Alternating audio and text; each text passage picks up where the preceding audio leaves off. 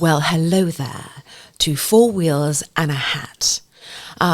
Right, so I haven't seen you in a while, Mike. No, have you changed the name as well? I have changed the name just because I just thought I'm doing it by myself. So my Instagram page is called Four Wheels and a Hat, and I just thought I'm always in hats, and I thought I'd refresh it and go with this name. Excellent, sounds good. Yeah, thank you so much. Today, Mike, we have got a really fabulous guest. It's James from Van Earth. Hello, James. Hello, Grace. Good morning, everyone. Now, James, can you just say a bit about yourself and what you do, and also what your business is? My age and my weight, or not? Well, yes, actually, James. Yes. Good morning. We're Van Earth Wine Merchants, an independent wine merchant in Stratford-upon-Avon, Yes. right in the centre. And we've been going, 22 years now. Time flies. I would say it hasn't necessarily always been fun or plain sailing, but certainly time does fly. But no, and we also a retail shop there as well, and then we wholesale to the local pubs and restaurants in the surrounding 3 counties, which we've obviously been doing since 2001, and then lucky enough to get our retail premises in 2006. So, can I just ask, because your shop it's like going into an Aladdin's cave, listeners out there. It's absolutely fantastic. Mike, have you ever been in? I'm sure I have at some point or other. Which street it's on? Union Street. Union Street, yeah, I have been. And it's one of the most fabulous places. That it's so enchanting because you walk in there, you step inside, and it has all these gorgeous wines in there. But you're not just getting the wines, you're getting the whole experience about the flavours and, your reds, your whites. So I wanted to know, James, what inspired you to actually start a wine company, a business? Well, first and foremost, I needed money. I needed a job. So I was at university, Yes. and that's many years ago. And I walked into a wine merchant at the time and asked them for a job, and I stayed there for about 2 and a bit years. And I then ran a shop for them, and then went off and did something completely different for 7 years, working in an engineering company. Yes. But that was a large multinational company. I wanted to work for myself, wanted to do something different.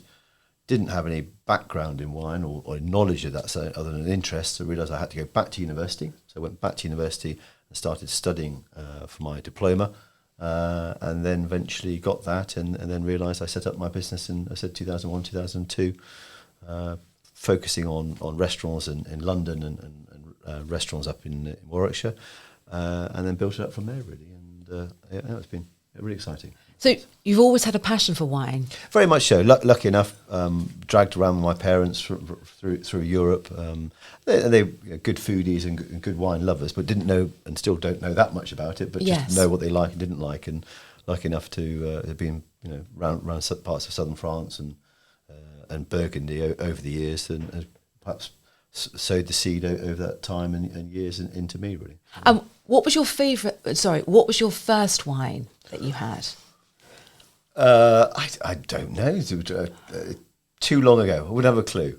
Slate, Bike and Black, probably, or over the years, I think. Mike, what was yours? Oh, I'm too embarrassed to say, because I knew I was in the 80s. It was always. So I'm not a white wine fan anymore. Yeah. I like red wine, but it was like Liefremilch, wasn't it? Black Tower in the 80s, yeah. Black Tower, but also Blue Nun. Blue Nun, yes, with the blue bottle. You know what? I love Blue Nun. The other one that was really good, Green Label. That was another one. New one on me. And also red was Bull's Blood. Yes, yeah. Yes, Bull's Blood. Not that I was drinking, when I was younger, but You don't see any Blue Nuns right nowadays, do you?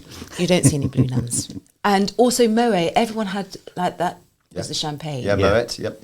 Indeed. And also the adverts used to be. Was it Le Pierre d'Or? Was that a? Yes, Pierre d'Or. Yes. Yeah, no, that's gone. Yeah, so they don't do wine adverts like that anymore. Do you miss those, James? Yeah, I think so. I think sadly what they can advertise for, but yeah, I don't think I necessarily miss Pierre d'Or, but as such. But yeah, wine adverts used to be quite fun, and Castlemaine 4X kind of, the beer adverts were always quite good fun. All the Fosters, are quite good. But times have changed, what you can and can't do, and what's politically correct or incorrect. Yeah, and also I think we're becoming more aware of wines, aren't we? Yeah, I think we have to be more conscious of what we're doing, and I think that's hopefully our USP, that generally we're selling, drinking less wine as a nation anyway, but we're drinking better quality, and that's hopefully where we come into our own. Independent wine shops throughout the UK hopefully offer better quality wines that are a bit more money, but not necessarily that much more money compared to as people might expect. And also it can differ, can't it, from organic wines to... From a quality point of view, yes, you could say you would hope the quality of organic wines or natural wines are better than that of non-organic wines. Not necessarily always the case, but depending on the winemaker. It takes a long time and a lot more labour of love to create organic wines and biodynamic wines. And therefore there is a trial and error, and you are beholden to what obviously nature gives you. Yes. And that can be an issue. And also the price difference as well. Price difference is more because they generally will be sadly more because they're far more labour intensive.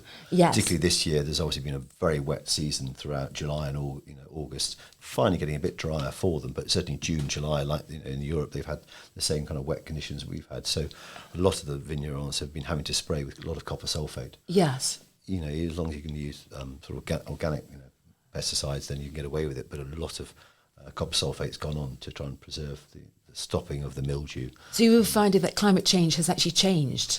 Very much so, yeah. Yeah. And that's benefiting some areas and others not, you see the storms we've just talked about earlier, the storms coming over, and obviously states-wise, the weather we've had of late over here has been pretty intense.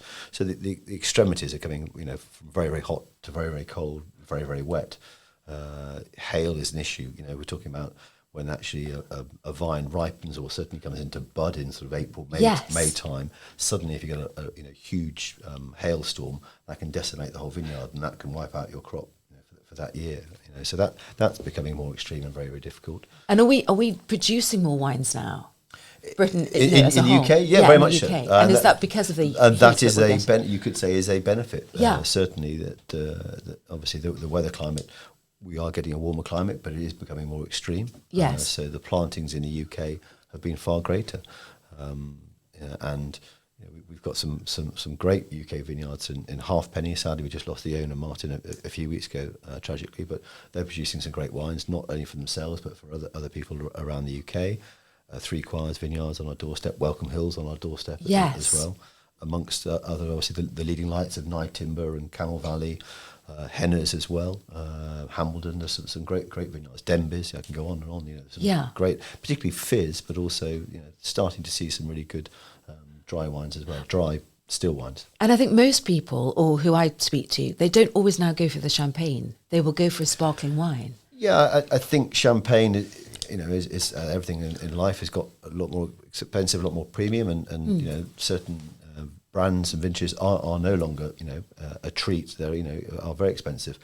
And whilst English wines, sparkling wines are expensive, they can actually offer some I don't say necessarily good value, but some really good alternatives and good quality from that point of view, from possibly a discounted champagne that's a bit thin and a bit high in acidity and not that exciting. Yes. So if you had to choose, what's your favourite white? Ooh. There's a question. Well, all aficionado wine merchants always say, Riesling's our favourite grape variety because it's unloved and unkept, and no one kind of gets it because it's kind of high in acidity, high in aromatics, which I do love, that's one. Yeah. Chenin Blanc, I think is great because it comes in all guises. It comes from bone dry to off dry to sparkling wine to intensely sweet wine. I have a sweet tooth. So that and it takes out quite well as well. So that could be pudding wine. That could be pudding wine. Yeah, is pretty good. The king of the kind of whites possibly is Chardonnay as well. Yes, it's another classic white grape variety. I can go on and on, but yeah, certainly probably Riesling. Yeah, Chardonnay, Chenin probably might be top three if I'm allowed three. Yes, you are allowed three. I've probably forgotten to shed loads of others, but and Mike, do you like white? I'm not so keen on white now, but my red choice is really embarrassing because it's a sort of a commercially. I'm almost too embarrassed to say. As long as you don't say yellowtail, that'll be fine. Well, it's jammy. It's a jammy red roux or jam shed. I love those sweet red wines. It's fine. So could you replicate that in something that's a bit posher? Yeah, we did a tasting last night, and that's the key. You know, we all say we like dry wines, but technically we all do have a bit of a sweet tooth. So Jam Shed is a classic example, but it's it's personal, subjective. I'm not going to say it's right or wrong. Because when I give it to people saying this is my really cheap red wine that I love, everybody who tastes go, oh, it's really nice, isn't it? Exactly, because they like that sweet. Yeah. It's like drinking like alcoholic Ribena, really. Yeah, time on a Tuesday night. Why not? You can see that's for medicinal purposes because it was cold last night. Yeah, but I like it chilled as well. So and you can certain reds, not necessarily that, but certain reds with higher acidity, treat as a white wine. Yes, use that as more as a white wine. We're talking about kind of lighter reds. We're talking about Beaujolais or Cru Beaujolais, slightly chilled. And again, talking earlier last week about with an architect firm talking about actual temperature. What time temperature do you serve wines?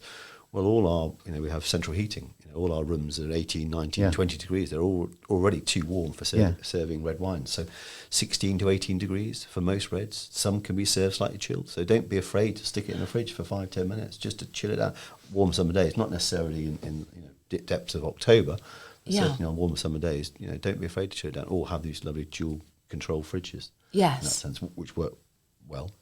What about roses? Rosé? Do you like rosé wines? I'm great fan of rosé wines.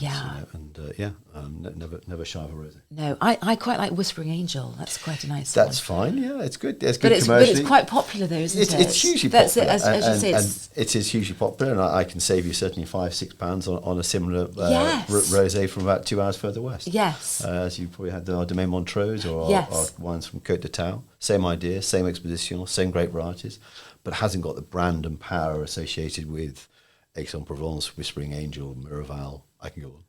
But you must find that with the champagnes as well. People will just go because it's the label. It's a key thing. The brand obviously is key, and you realise you're paying for the brand, or you're paying for that umbrella in that pub or restaurant, or the tennis balls, or the tennis balls that's sponsoring some key event. So as long as you're aware of that, that's fine. So you are going to be paying over the odds.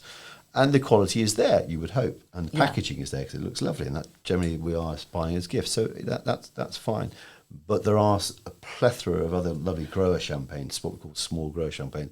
Not only make their own champagnes, we're talking about champagne, but also they'll supply their own fruit to these bigger houses, and they've got the same quality, but they obviously haven't got the marketing budget that they would like or associate with the brand. So you're still paying for £35-40 a bottle, but you're hopefully getting far better quality than you would possibly get from the Grand Marque champagne. Yes. I'm trying to think of the one that I really like that you've selling in the store. Bilcart salmon. Yes. You have to try it, Mike. It's the best. It's gorgeous. It's the smallest out of the 20 Grand Marque champagnes. It is the smallest house, but based in Mariel-sur-Aille, just outside Épinay. It's just mercurial. But the rosé is obviously sits under the radar compared to everyone goes for LP or Longperrier rosé. Yes. But actually, Bilcart salmon, blind tastings in Michelin-star restaurants around the world is always Bilcart salmon rosé. However, their Brut Reserve is brilliant. They've now released a few interesting cuvées, Mesnil, and they're doing sort of number 1, number 2, number 3, where they're doing 100% Pinot Noirs or 100% Pinot Meunier. Yes. Which would be really interesting. That would be very interesting. Bilcart salmon is certainly my go-to. And also, James, what you just say about the champagne glasses? Because a lot of people think you have like a flute and that's the best way, but sometimes it could be flat, can't it? Yes. Can you just go through that? Yeah, it's horses of courses. We're lucky enough if you have a glass of fizz, not necessarily champagne, on a Friday night with my wife and I. She goes for her coupe because she likes it. They're very fashionable, very cool, and they do look great. Yeah. But I still go for my tulip, my lovely flute and tulip glass. But the key thing is don't use very liquid. Use hot water. Hottest water your hands can stand to clean the glasses, because if you use detergent or very liquid, it will kill the bubbles instantly. Okay, so yes, because I've found that many a time. Yeah. So hottest water your hands can stand. Polish the glasses, put them to one side, and then pour the champagne or sparkling wine later. Don't polish your glasses straight away, because the static electricity you've created in the with the tea towel will also kill the bubbles as well. Key thing. Did you know that, Mike? I didn't know. It's fascinating. So again, if you go to Michelin-star restaurants, you'll see that if they polish them, they'll leave them to one side. They'll leave the glasses there to one side, and then they'll pour them probably an hour or so later. What about a dishwasher then? Because I always stick my glasses in the dishwasher. We do as well, but it's not great. I generally try and literally flush them through with hot water again prior to serving, or cold water.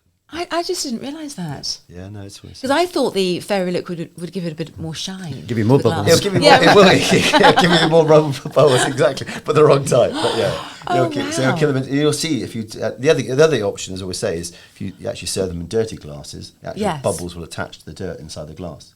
Not necessarily what you want to do for your guests, but actually you'll have more persistent bubbles. The bubbles attach to the dirt. Oh, brilliant! Yeah. Oh, fab! And the same with red wine. It should be in a larger. Or should it be? Yeah, I mean, Riedel glasses are amazing. Kind of the Aston Martin glasses we've talked about, and obviously Max does an amazing Insta post. But they've got some glasses for all sorts of different shapes of wines and style of wines. Yeah, and it does make a difference, very much so. But yeah, the older the wine, the more time you need to let it breathe, and therefore possibly the bigger the wine glass as well. Certain whites will benefit from certain shaped glasses as well. I mean, you can go down a huge rabbit hole and a huge, but it's learning curve, but it's exciting. But the better quality glass, obviously, hopefully the enjoyment is going to be naturally better as well. Yes.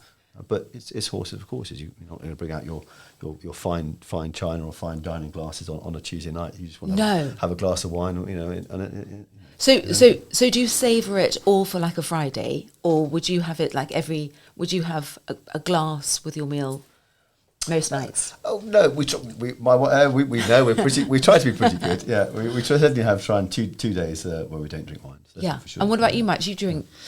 I do like I open a bottle occasionally, and it will last me 2 or 3 nights. But sometimes when you've had a busy day, you just want to have a little glass, especially my nice Jemmy Red. Yeah, it's just like it's refreshing, and I do have it in the fridge as well, so it's cool and it keeps it longer. Yeah, keep it longer. Yeah. But do you think there is a snobbery with wines, isn't there? For sure. Do you think price is always an indication of quality or not? Yes, I'm afraid it is. Yeah, it is. The key thing we talk about.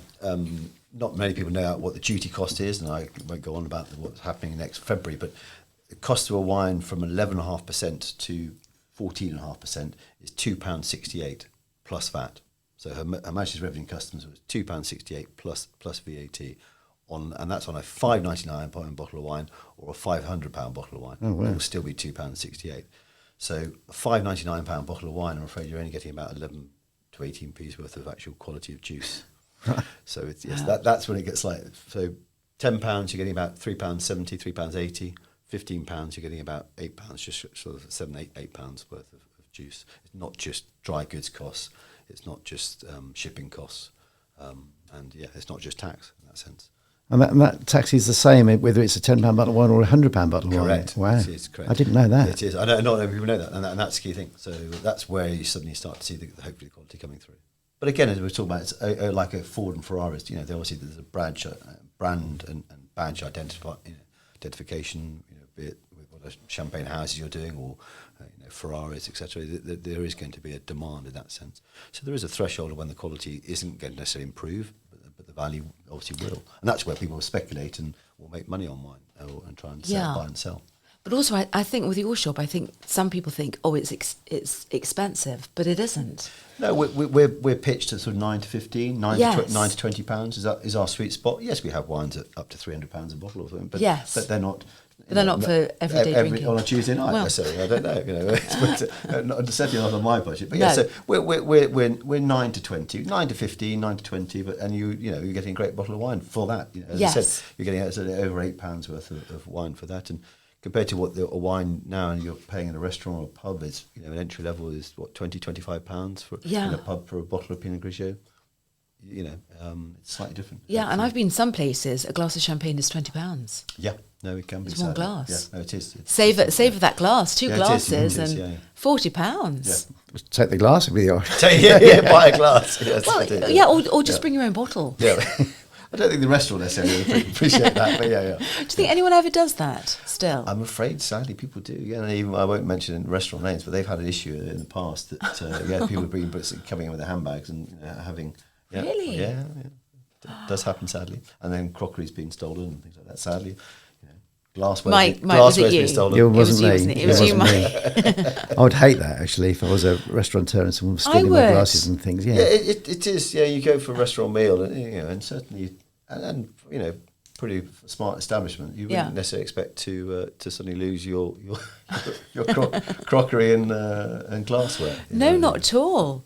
But James, have you ever bought in supermarkets?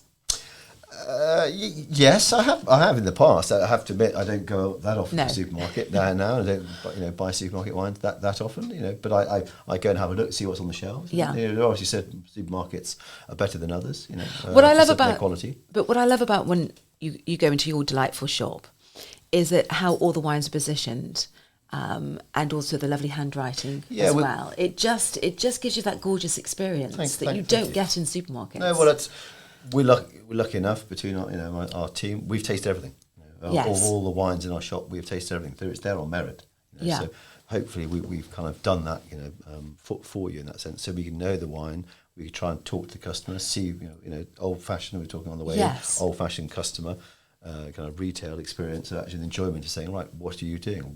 Is this a gift? Who's it for? What's their age? You try and extract as much of it so you can give them the right present, or try and get them in the right direction, the right grape variety. Are you cooking a specific meal? Isn't that? So we know the wines, and therefore we said, look, are you looking for £9 or 15, £20? So it just gives a bit of an idea, and we can try and select that wine for you. Because, as I said, there is a bit of snobbery in wine. You come into a wall of wine, you go, well, I don't know what that, and you'll go on a label, and most people do still. Yes. So we're there, we have labels there, and we have labels to identify, to give you brief descriptions on those wines, and then hopefully we're there as well. There is obviously technology. People come in with their phones and they're using their apps, which I understand, but there is a professional person that spent 22 years there and tasted the wines for them. Yes. It's also an option to ask them for advice. Because also you don't go home, you purchase wine, get it home, and it's not what you wanted, which has happened to me at supermarkets before. Because you just think, yes, and also you're getting that lovely experience. You're being sold how it was, how it's produced, where it came from. Yeah, you're getting the whole experience. We're lucky enough. I won't say we visited all our vineyard sites. One day might be able to, but certainly based being a Stratford Avon, we're lucky enough to have a lot of the vignerons and winemakers, so to come and visit us. Yes. So we've actually met them in person. We've got an understanding of what they're doing. They impart that knowledge to us, and vice versa. It's reciprocated down the line. Yeah. And that's lovely. And we have been lucky enough to visit places in Italy, places in Spain, and Rioja in southern France. I always say, James, that you should do wine tasting over there. Yes, we did. Wouldn't you mind? We've done one tour. We've done one tour, not one since, but yeah. I would. I'd go on a wine touring. Yeah. It sounds good. I've actually got a voucher to go and visit your shop, but I'm not using it. It's like years old now. I think I won it in a raffle or something, or paid for an auction. Oh well, I'm sure it's still valid. Oh, there you are. I was just checking that. We'll find the valid date. We'll find it there. If you're cooking like a Sunday roast, do you think it should be a red or white? I'd like to say if I'm cooking Sunday roast. Yes, the likelihood of actually be cooking Sunday roast, as if my wife Olivia would say, wouldn't be doing highly either. unlikely. But yeah, I did this last Sunday, but yeah. Would you say red or white, or do you think it doesn't really matter? It goes on. Well, it depends how many are there, and I'd certainly start with a glass of white. Yes. Would you start with a glass of? No, if it's red meat work perfectly with red wine. That's why we say, for obviously vegetarians and vegans aside, we would say that the actual protein in the red meat, there's a chemical reaction with the tannins in the red wine, and therefore that softens the red wine. If there are tannins there, it just softens the palate. Yes. It works well. It's a match made in heaven. So the darker the meat, the more full body of the red wine you can take in that sense. But roast chicken and white wine is classic. We talk about Chardonnay is lovely, and I know Chardonnay and Macon is lovely with a nice Jamie Oliver roast chicken or whatever. Oh yeah, Mike, which would you go for with your Sunday roast? Well, I always go. I know with your. Yeah, because I'm not a big fan of white wine, I'd probably opt for a red, even if it was a chicken or a fish dish. But I get the reasoning behind it for sure. Yeah. Maybe I've just had cheap white wines in the past. And what about a non-alcoholic wine? Would you ever go for that? Like grape juice. But they are becoming more popular, aren't they? Your fizz is lovely. That's not wine. That's tea. You see. So yes, that's great. And that's some great, really good. Real drinks company, and they're making sparkling tea, and that's great. And we've looked to try and do non-alcoholic wines, and what we've tasted is not been that exciting, to be totally honest. So we haven't, but we've got non-alcoholic beers, which are very good. Yes. And non-alcoholic sparkling teas, and that's been great. Similar method and very clever. Are they becoming more popular And now? they are certainly becoming more popular. Yeah. And we're certainly happy to sell them. But certain non-alcoholic wines, we've been less happy to sell. Yes. And have done. You'd rather have a nice, sparkling lemonade and with some juice in it. Yes, because you find that some of the wines are very sweet, the non-alcoholic they are. wines. And they're one-dimensional. So I think Yes. I'd rather suggest have a good juice. Yeah. And spend some money on that. But the gins are different, aren't they? Gin's they're slightly quite different. nice. Yeah, gin, certainly from a spirit point of view. Yeah. Yes. Wine. Yeah. Yeah, and you supply spirits as well. Yeah, we do. Obviously, we do. We've got a plethora of whiskies and gins as well. Gins, obviously, the fashion has changed over the years. We had 50 at one point. We're now down to about 10, 15. We've reduced that over the years. But yeah, we have about 50 odd whiskies. And do you like flavoured gins or? Are you not a gin? I'm not a gin fan. I No. like the idea of it, but I don't drink gin on a regular basis. There's only so much like consumption of spirits and wine I can. But like everything in the shop, so even the whiskies, anything like that, you've tested it. You've indeed, over Yeah. the years. Yeah, Jonathan's more of a whiskey nut than I am, but Yeah. But yeah, we're quite keen on our cognacs and armagnacs from obviously France, which we love, and particularly this time of year is great. Yeah. So your kind of tastings that you do, because you do your wine tastings, how do people book those? Are they booked very, very quickly? Do you have to get hot off the press? Hot off the press, very hot off the press. So we're very lucky enough to, over the years, have built up a great customer base and a loyal customer base, and very relaxed informal tastings, either in our cellars or we go to other venues around town. But yeah, they do sell out, and we're now sadly looking at, well, not sadly, we're lucky enough we're looking at 2025. But they are amazing, Mike. You've got to go. I went to the champagne one. Well, champagne and white. I think I've done white and red. White, yeah. Really, really just fantastic nights. And also the food that you provide as well. Yeah, no, the food's great. No, Jonathan's good. He's Jonathan's really good. Private chef and his other hat on as well. Yeah, but the champagnes, I mean, to taste all those champagnes. No, it is very interesting to see the range of styles and the production methods behind those different great varieties. And how much are those evenings? Champagne is obviously a bit more expensive, but our general normal tastings are £30 per person. I mean, that's... And you get 6 wines, 7 wines with on tasting, and then you get sort of charcuterie and cheese boards. So we hope we try and That's pretty good. value. Sometimes they can be a bit raucous though, can't they, James? Hopefully not too much. It depends on who's there. But hopefully I think it was when I was there. Yeah, I wouldn't say it. There's a pattern forming there by the sound of it. Yes, it was me. No dancing on the tables. But no, really, really good. And if you were, why do you want people to come to you rather than? I know you've probably answered this question, but what is it about your shop that makes it different? And I know that you've probably answered this in other ways, but as you know, I want to, I support local. I think local is the way forward. Aren't you agreeing with that, Mike? Yeah, definitely. It's the way forward. And I think wine is because it is so subjective, and we have a lack of knowledge of it as well. I think it's really good to go to an expert. It's almost like going to a butcher that knows the meats. It's exactly the same idea, Mike. Yeah. And that's the thing. It's obviously the cost of living crisis the last 2 years has hurt everyone, but we're not hugely necessarily more expensive. We do have wines at £8-9 as well. We're not. Everyone thinks all independent wine merchants we're going to be starting at £20, which we don't. And that is part of it. We try and have a range and breadth of wines to suit everyone's budget and quality as well, and different styles in there. And the fact that I said that we've tasted them, and it's nice to get a feedback and visually see what people like, and they come back, and give us feedback on the wines that they hopefully like. And I say it is very subjective. We say our palate's unique to ourselves as our DNA is unique to ourselves. Yes. We're not, 3 of us are not necessarily sitting around here and like the same wine, and that's the exciting thing about it. It makes it a challenge. Yeah, it does. And as you said, that because of climate change, that we are producing more in this country. And do you think people are becoming more aware that there are more British wines? I think slowly the people are aware that more British wines are being made, certainly in Essex and Dorset and Devon and obviously West Sussex and the Downs, that kind of area, and also down in Bodmin.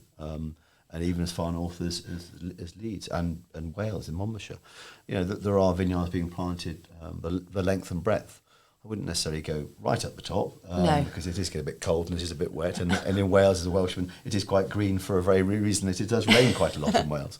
So that is a bit risky. Yes. They've obviously got to have thick skin. Yeah. Literally not only the grapes, but also the owners, I think, got to be thick-skinned.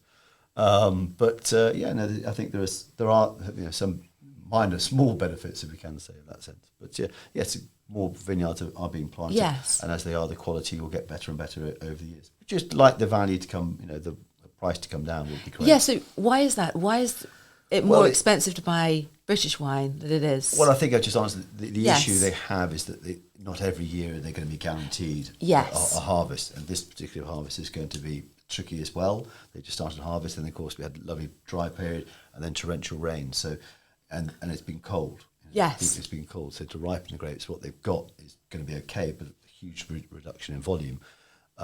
So I always use the example of the Queen's Jubilee back in 2012. Yeah. When she was going down, remember that driving rain, she's going down the Thames. There they were drinking, lovely Night in Blanc de Blanc. Well, actually, that vintage, 2012, they didn't make a single bottle because it was all written off. So, from an accounting point of view, you will look that every certain few years you're going to have to write off, Yes. possible vintage. So they probably factor that in. Sadly, the government don't give them any reduction on duty. You'd think they would actually not charge them duty, but they don't. They still pay that as well. So that's frustration. So. And it takes a lot of money from bare root to get Yes. from bare root to every 3 years. From 3 years to start actually production. It's Yeah. a lot of money. So if you were to choose for your wines for autumn, can you just say a white, or just a few in your shop, what's so good at that the people moment, come this weekend and buy? Yeah, okay. Very good. We again did a tasting lovely in the Village Hall last Friday, and it went down really well. And unusually, it's a grape variety called Sanso. Yes. But this is from South Africa. And it's a very light, fresh, kind of raspberry, vanilla-y, but high acidity, but really, really fragrant. So Pinot Noir-esque. Yes. Sanso from South Africa. Old vines planted in 1974 from a little area called Wellington, so about an hour and a half northeast of Cape Town. Yes. And made by J.D. Russo, and just really exciting. That autumnal richness to it, but light kind of freshness, and great with a bit of duck. Oh, Nice. nice. Duck, and that's great. And $17.95, so it's not hugely expensive, but it's really, and I think over delivers. We try and, as I said, going back to, we have trying to have wines that over deliver on quality. So that's exciting. A white, you could go with this lovely, we've got some white Riojas. Yes. We've got another another Spanish white made from Verdejo, but that's been barrel aged, barrel fermented, and that's got a bit more smoky, fennelly element to it. Quite herbaceous and So quite earthy. A bit more herbaceous and fennelly and kind of. Yes. It's still got that lemon citrus note to it, but it's got a bit more texture, and the fact it's had a bit more oak age to it. Yeah. So again, going with a roast white char grilled meats works pretty well. Yes. So that's quite exciting. That'd be more autumnal. I think as whites, you're losing that freshness, and you're losing higher acidity whites, and the rosés, you're coming more into a more autumnal, richer, rounded, both whites and reds. Yes. And then you can go into the Southern Rhone for reds, your Côte d'Rhône, Vendages. Yeah. Gosh, it's like a minefield. I could go on. You could go on. Yeah. But That's why we need to get to the shop. yes, you can get to that shop. But also, it is a minefield, isn't it? And as you say, it's personal preference. It is. And I'm talking about, we're doing a very lovely Piedmont tasting this Friday, and I'm 22 years into it, still learning bits. And that's the exciting thing of it. You're still learning. You can't suddenly say, I know everything about wine, because I don't. Yeah. So that's exciting. And do you think even It though can be frustrating, but it's also exciting. yeah, we're becoming more that people aren't drinking as much, or are they? But they're just getting better qualities. It's I think the quality of wine, certainly now, from supermarket level up, is Yes. far better than we've ever had. Technically now, we know how to make wine. There Yes. is, I said, you shouldn't be getting a bad wine, whether it's in the supermarket or independent wine merchants. Yeah. You shouldn't really be getting a bad wine. Whereas 20, 30, 40 years ago, there would have been a huge variation and the quality wasn't necessarily there. but also there's like health benefits as well. I know some people say there isn't, but Doctors will say Obviously, red everything- wine, there's antioxidants, keeps you young. Yes, everything in moderation. See, that's why you've both got youthful skin. Yeah, well, I remember when I used to work for Cambridge Wine Merchants, and we did put a sign on saying, drink half a bottle of Madaran, and you'll have a good, healthy heart. Yes. We did have to take it down, and probably rightly so. But I think everything in moderation. But a glass of red now and then. It is hopefully healthy, but moderation is key, and that's, I said, if you have a nice glass or two now and then, and hopefully does no damage, and go for a run. I like running. So. Yeah. Well, you see, that's why you should do running again. I know you said about bad knee, but you could still go, just put a bit of deep heat on it. If you put a bottle of red wine at the end, I'll run towards it. Yes. Yes. You could drink a bottle of red wine. There's a good marathon in Bordeaux. They have, you can go around, you can have a glass every mile. That's my sort of marathon. Oh my goodness, that's brilliant. Yeah, it's good. Yeah, I haven't done it, but it's very good. Actually, I might do that. Yeah. And it's fairly flat. Yeah. I did. You might be on your flat at the end of the... I did 2 marathons in 3 days once, but I think they call them Snickers now, though, don't they? Very good. Very good. I was really thinking that was serious there. No. I thought you were doing like an Iron Man or something. No. Oh, so James, if you want to, because I want to promote your shop, because I absolutely love your shop. Thank you, Chris. And I just love the whole concept of it. So if you were to get someone into your door, what would you say on this podcast? Well, the other thing about it, we've got a lovely glass floor where you can see into our cellars. Yes. And they light up at night. We've got a nice roller disco 1970s look. Yes, you have. As you come into the winter. Well, hopefully it was a warm welcome when you come into the shop. And we're hopefully not too scary. There is a wall of wine there, but we're there to help and guide where necessary. But we leave you in peace. We've got nice cellars which you can go and have a look as well. We're there for everything, everyone really. Yeah, all welcome. Yeah, I think it sums And it dogs. up. Dogs are welcome. Humans are welcome. It's just got that lovely, lovely welcoming glow to it. The shop has, and it's just very, very inviting. The door is always open and just full of like a wealth of experience as well, which is just great. And if it's not open, we're open 24/7 on the internet. Yes, yeah. And also, if there was a bottle of wine that you wanted posted, and I've done that many a time for friends, you have that service as well. Yeah, we do next day national delivery. Yeah. We obviously do free delivery within 15-mile radius for 6 bottles, so which people aren't aware of, but 15-mile radius from our shop, 6 bottles, free delivery.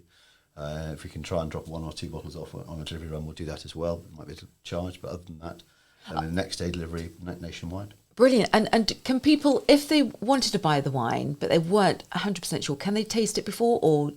We've got an enigmatic machine, and occasionally we've got some wines there on tasting, and then we've obviously got a caravan, which there are certain wines open. But we not always the time, but if we've got wines certainly on tastings, we will try and show them for sure. But we don't necessarily say, there's a bottle of wine. No, of course not. And because we're coming up to like the Christmas season, I know that word, no one likes to say Christmas yet, but it's coming. Mm-hmm. You've got a wine tasting, is that all fully booked now? It is. I think we were on a waiting list now. There might be 10 places left, but yes, we have a lovely Christmas tasting. It's what we call a walkabout tasting. Oh, it's fantastic. And it's great fun. And the venue alone is amazing. It's in Shakespeare's schoolrooms in Guildhall. So we hired the venue. It's over 2 floors, and it's lovely panelled rooms. And it's really got a real buzz and atmosphere. It's got great fun, and there's about 150 of us. And we have about 60 wines on tasting, and it's a walkabout, so it's not a sit-down tutor tasting like we have in our cellars. Yes.